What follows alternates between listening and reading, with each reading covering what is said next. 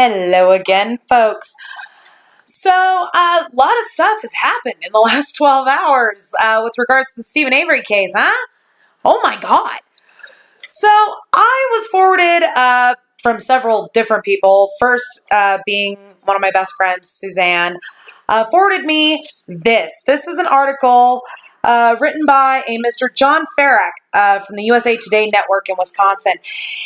And I got to tell you, folks, this is some good shit. This is some really good shit. Now, see, I've noticed that one of the main things that people try to point to with regards to the Stephen Avery case when they're trying to say that, you know, he really is guilty is that police, like, it seems almost inconceivable that police officers would plant evidence. And I try to tell these people this is not an isolated incident.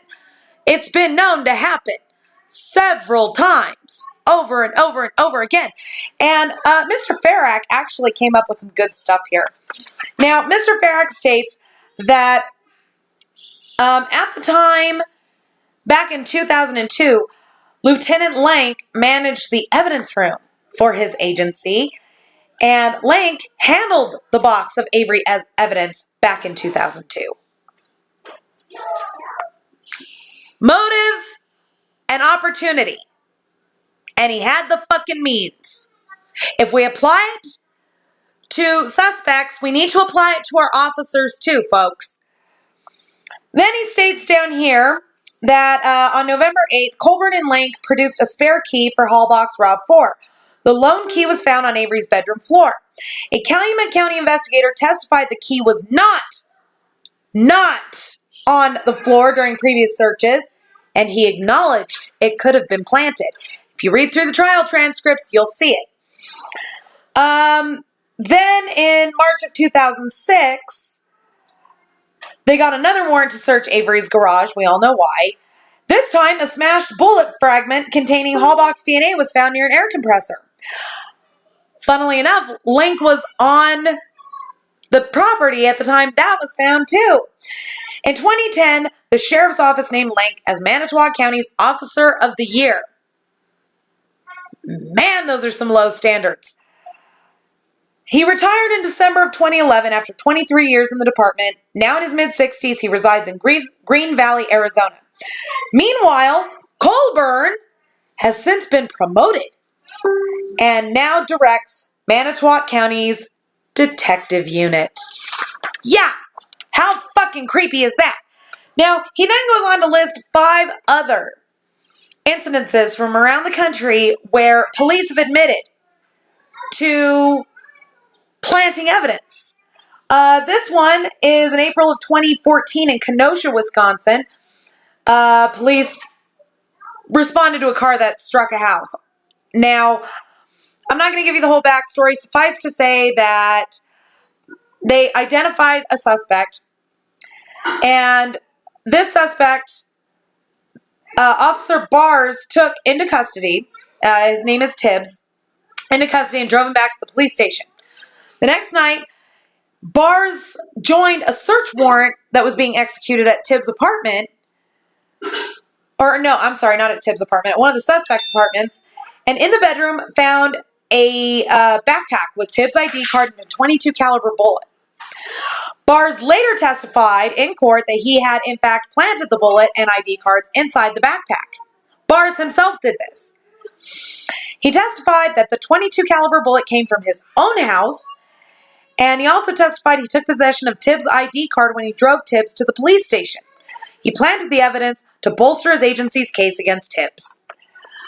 There's one here, Jeffrey Walker, July 2015, former Philadelphia narcotics officer, was sentenced to 3.5 years in federal prison for planting drugs at a South Philadelphia drug dealer's car in 2013. And then broke into the drug dealer's house to steal $15,000 in cash. Another one, Roderick Hashaway, Winsboro Police Department in Texas. In 2013, Hashaway pled guilty to planting evidence such as methamphetamine against suspects to make arrests in drug cases. Douglas County Sheriff's Office in Nebraska, 2006. David Kofed was a Nebraska crime lab commander. And he admits to planting evidence here too. Frank Platt and Kara Hinman of the Omaha, Nebraska Police Department also planted evidence. And one of them was reinstated to the fucking force. And then finally, Ronald Taylor and Norman Brooks, Agency Washington District of Columbia, in 1981. This is not an isolated incident, folks.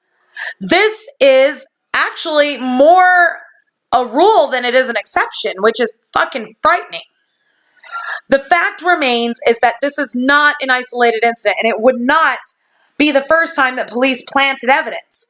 The fact remains that the only reason why anybody's buying any of this horse shit is because Stephen Avery was already convicted on bullshit evidence in 1985, and everybody wants to have this idiotic mindset of lightning doesn't strike the same place twice. Bullshit.